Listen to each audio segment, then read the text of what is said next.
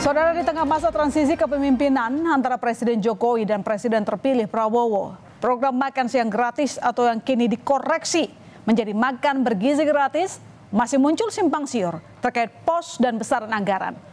Benarkah pemerintah kesulitan menyiapkan anggaran untuk program ini sehingga perlu dipotong separuh dari anggaran semula? Salah satu yang sedang hangat dibahas, saudara, adalah pengakuan ekonom Verdana Sekuritas Herianto Irawan yang menyebut pernah diajak mendiskusikan program makan bergizi gratis oleh tim sinkronisasi Prabowo.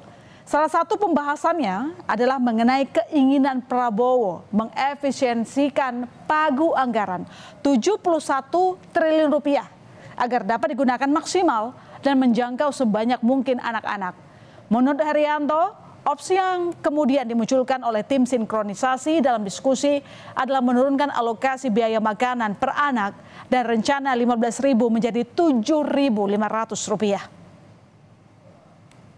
Setelah dikomunikasikan angka itu 71 triliun, kemudian tugasnya Pak Presiden-elek ke tim ekonominya Pak Awan untuk memikirkan apakah biaya makanan per hari itu bisa nggak diturunin lebih hemat dari 15.000 mungkin ke 9.000 kah, ke 7.500 kah, kira-kira begitu.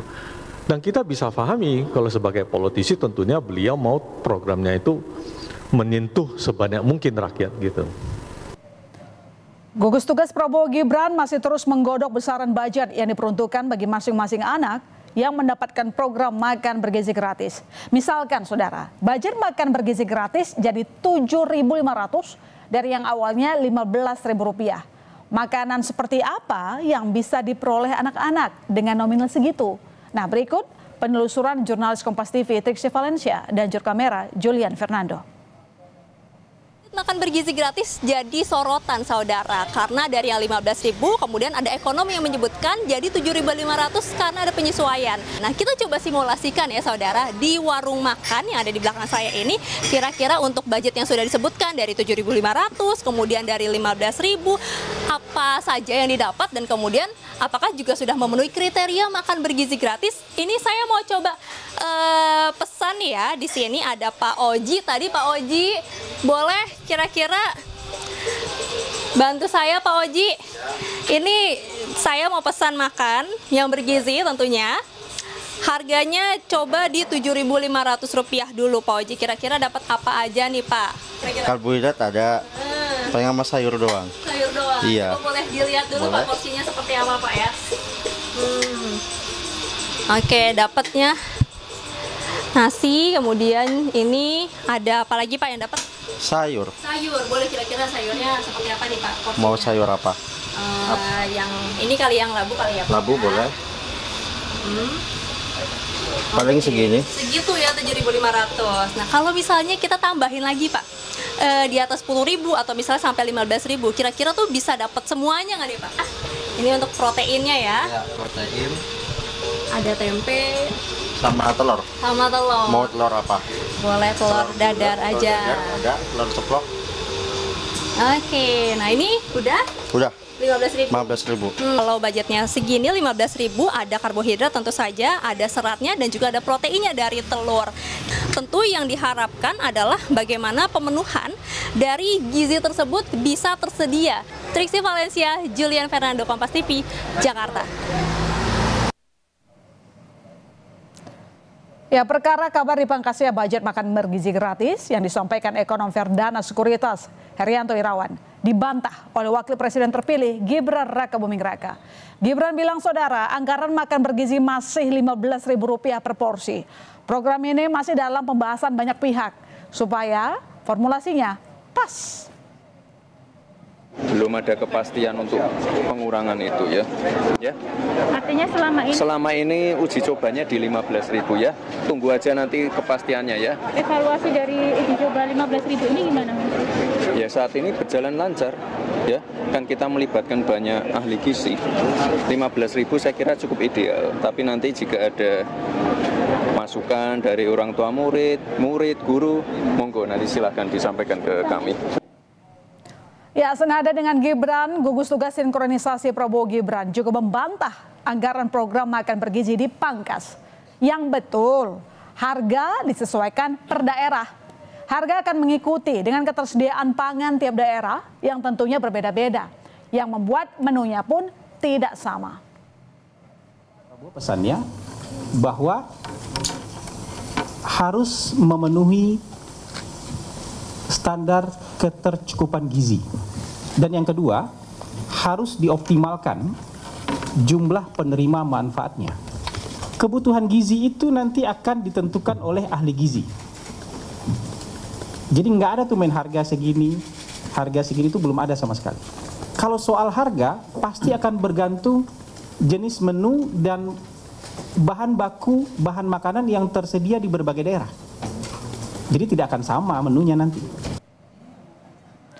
Menko Perekonomian Erlangga Hartarto pun ikut angkat bicara. Ia menepis isu pemotongan biaya makan bergizi gratis dari semula Rp15.000 menjadi Rp7.500 per porsi. Erlangga bilang anggaran program makan bergizi tetap Rp71 triliun sesuai dengan nilai yang ditentukan pada RAPBN 2025. Meski demikian, Erlangga menyebut bisa saja implementasinya lebih fleksibel. Anggaran tidak dipotong, anggarannya sekitar 71,5 triliun, tinggal pelaksanaannya satu daerah dengan daerah yang lain indeksnya tidak sama, nah itu saja. Sementara itu PKS menilai program makan bergizi terlalu rumit. Pemerintah harus mempertimbangkan distribusi makanan, waktu hingga selera siswa. PKS mengusulkan program dilaksanakan dengan melibatkan banyak akademisi dan riset yang kuat. Sementara di awal-awal pengenalan program makan bergizi gratis saat kampanye Pilpres sempat muncul wacana pemakaian pos anggaran bantuan operasional sekolah atau BOS yang dinilai PDIP tidak tepat. Seperti kita tahu saudara, makan bergizi gratis itu ranahnya kesehatan, sementara dana BOS di bawah bidang pendidikan. Makan siang gratis rumit. Waktunya sangat terbatas, kalau lebih lambat disampaikan bisa basi atau masyarakat atau anak-anak sudah terlalu lapar. Belum lagi beda-beda antar tiap daerah, pesisir dengan di gunung tentu berbeda. Selesai pemilu sudah ada hal yang berkaitan dengan makan siang gratis masuk di dalam dana BOS. Kan repot kita. Mau memperdebatkan dan mempertanggungjawabkan seperti ini. Sementara kita semua tahu ya makan siang gratis pasti anggarannya lebih tinggi dari seluruh anggaran Kementerian Pendidikan dan Kebudayaan. Saya sampai usulkan lebih baik bikin Kementerian Makan Siang gratis saja sekalian, ketimbang kita harus masukkan di pipa dana BOS yang mungkin jumlah angkanya lebih sedikit dengan dijejalin dengan anggaran yang begitu besar, sementara nanti di sekolah-sekolah harus bertanggung jawab terhadap segala persoalan itu gitu. Untuk memantapkan program, uji coba makan bergizi gratis sudah beberapa kali dilakukan. Tak hanya di satu daerah saja. Pertama kali, simulasi dilakukan di SMP Negeri 2 Curug, Tangerang, Banten, dan sejumlah anak sekolah dasar. Kabupaten Tangerang dinilai cocok menjadi lokasi pilot project program makan bergizi gratis karena memiliki 3 topologi, yakni sekolah di perkotaan, pedesaan, dan pesisir. Sebagai pilot project pertama disiapkan 160 porsi dengan harga per porsi senilai Rp15.000. Nah, ada 4 jenis menu yang diberikan. Pada menu pertama tersedia nasi putih, ayam, goreng tepung, perkedel tahu, capcay, dan juga pisang. Lalu menu kedua saudara ada nasi putih dengan lauk semur telur, tempe goreng, tumir buncis, wortel, dan buah pisang. Lalu kemudian di menu ketiga saudara ada gado-gado, tahu goreng, telur rebus, dan pisang. Di menu terakhir ada siomay dengan kentang rebus, telur, tahu kukus, kol, dan lagi-lagi buah pisang. Ya, soal harga Rp15.000 per porsi dalam program makan bergizi gratis diakui tim sinkronisasi Prabowo Gibran belum final.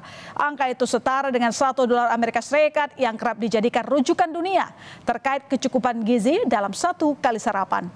Pilot project atau uji coba masih terus dilakukan sebagai riset untuk mengetahui apa saja yang dibutuhkan saat program benar-benar dilaksanakan kelak. Kita tunggu saja nanti seperti apa realisasi janji program makan bergizi gratis.